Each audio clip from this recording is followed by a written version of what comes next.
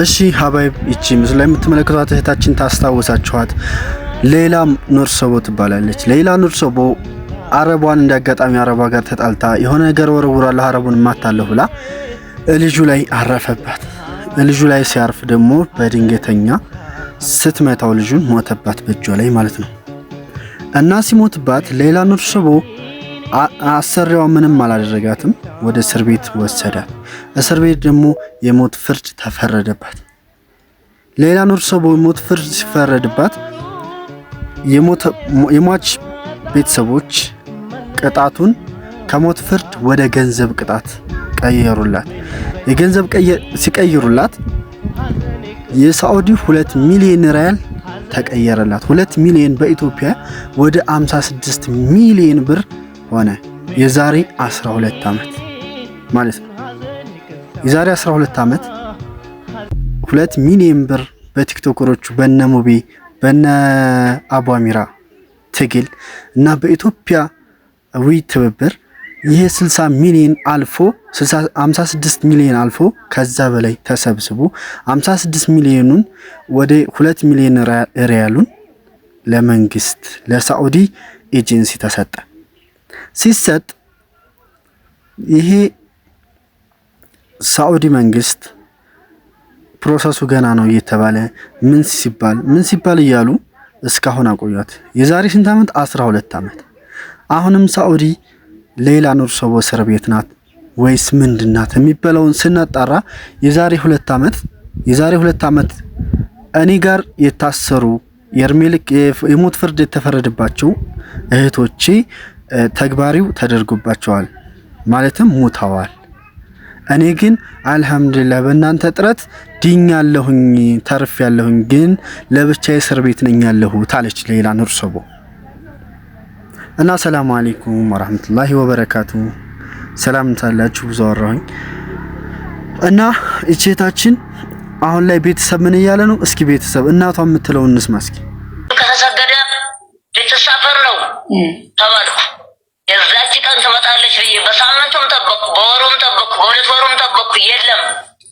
ማነው ማዘር ማነው ትሳፈራለች ልሏችሁ? ግራ ገብቶኝ ነው ዝም ያልኩት። ማዘር ማነው ትሳፈራለች? አይብስም ብዬ ነው አሁን አልহামዱሊላህ። ይሄ ድምጧ እስካለ ብዬ ሰብር አድርጋለሁ። አልহামዱሊላህ አሁን ኦኬ። እና እንደሰማችኋት ነው እናቷን። እስካሁን ሌላ ኑር ሰቦ ምንም መልስ አልሰጠችም።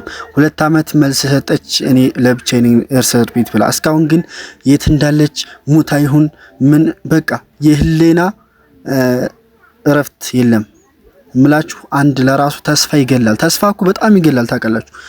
ከእስር ቤት እወጣለሁ እያለች ቀን ስትጠብቅ ኢንሻአላህ ነገ ከነገ ወዲያ እያለች ስትጠብቅ በቃ በተስፋ ማጠጠ በተስፋ ሞተች። እቺ ልጅ እኮ ምን ላይ ናት ያለችው? በህይወት አለች?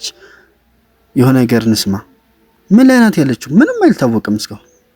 ወጥቶ ከመቅረት ፈጣሪያችሁ ይጠብቃችሁ፣ አላህ ይጠብቃችሁ።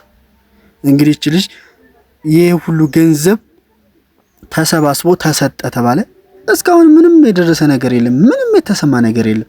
ቢሻው ገንዘቡን በልተውት ይሁን አልተሰጠው ውሸት ይሁን የገንዘቡ ተቀይሮ ወደ ሟች ቤተሰብ ተላልፏል ተብሎ ይሄ ገንዘብ እስካሁን ምን ያክል ፕሮሰስ ቢኖር ነው እንደዚህ እስካሁን ይሄ አሳማኝ ምክንያት ነው ትላላችሁ?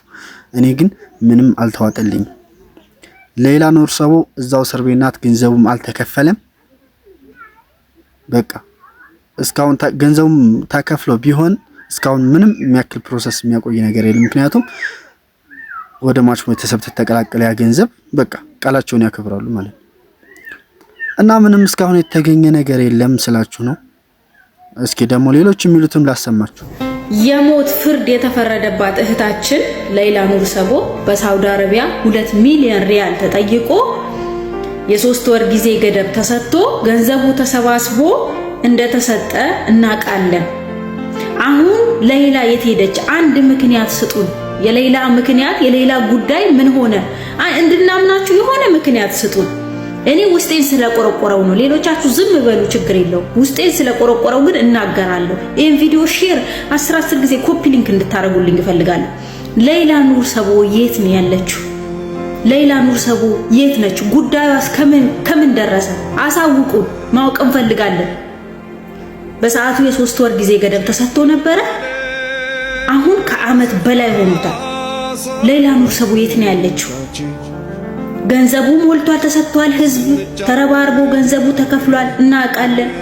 ጉዳዩዋ ምን ደርሶ ነው? ይሄ ሁሉ ከዓመት በላይ የሚጨርስ ፕሮሰስ ምን ሆኖ ነው? እሺ ፕሮሰስ ይኑረው፣ አንድ ምክንያት ስጡን። የሆነ ምክንያት በዚህ ነው ብላችሁ የሆነ ምክንያት ስጡን። ሌይላ የት ናት? የሁላችንም ጥያቄ ነው። የሌይላ ኑር ሰቦ ጉዳይ ከምን ደረሰ? የህዝብ ጥያቄ ነው። ምንም ያስፈራ ነገር የለም። ይሄን ቪዲዮን ሼር 10 ጊዜ ኮፒ ሊንክ እንድታረጉልኝ ይፈልጋሉ። ሀቂቃ በዚህ ጉዳይ ላይ ብዙ ደክሞናልም። ታስታውሱ እንደሆነ ከዛሬ 1 አመት ከ3 ወር 4 ወር ገደማ አንድ ጉዳይ ወደ ሶሻል ሚዲያ መጥቶ ነበር። እዚህ በምንኖርበት ሀገር ላይ የሞት ፍርድ የተፈረደባት ነገር ግን የሟች ቤተሰቦች የደም ዋጋ ለመቀበል 2 ሚሊዮን ሪያል እንደጠየቁና ያችን ህይወት ለማዳን ዘር ሃይማኖት ሳንል ኢትዮጵያዊም ትውልደ ኢትዮጵያዊም ኤርትራውያንም ብዙዎቻችሁ ተሳትፎ አድርገናል። ያ ጉዳይ ከምን ደረሰ እየተባለ የተለያዩ ቪዲዮዎች በየጊዜው ይነሳሉ። እኛ እንደ ቲም ሌይላ ወይም እንደ ሌይላ አባል አንዲትን ህይወት ለማዳን ብዙ ሌሊቶችን ብዙ ቀናቶችን አብረናችሁ በእናንተም አብሮነታችሁ ሳትለዩን ያንን ገንዘብ ማሳካት እንደቻለን ሁሉም ህዝብ የሚያውቀው ነው።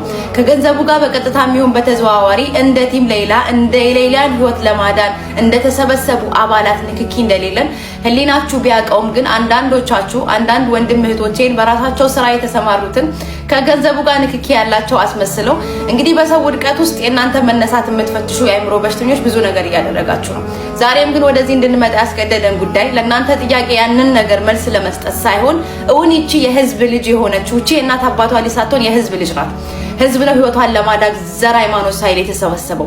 ከምን ደረሰ የሚሉ ጉዳዩ ስለተራዘመብን እኛ ሁሌ እናወራለን። በዚህ ጉዳይ ላይ ውስጥ ለውስጥ የሚሰሩ ስራዎች አሉ ግን ብዙ ያልተመለሱልን ጥያቄዎችና ለኛ ብቻ ሳይሆን ለህዝብም ክሊር እንዲሆንልን ግልጽ እንዲሆንልን የምንፈልገው ነገር ስላለ ያኔ በአብሮነት ዘር ሃይማኖት ሳትለዩ ሁላችሁም በአብሮነት እንደቆማችሁ ሁሉ ከጎናችን ዛሬ ምሽትም በኢትዮጵያ ሰዓት አቆጣጠር ከምሽቱ 3 ሰዓት ላይ ሁላችንም የሌይላ ቲም ግሩፖች ቲም ሌይላዎች እንሰበሰባለን።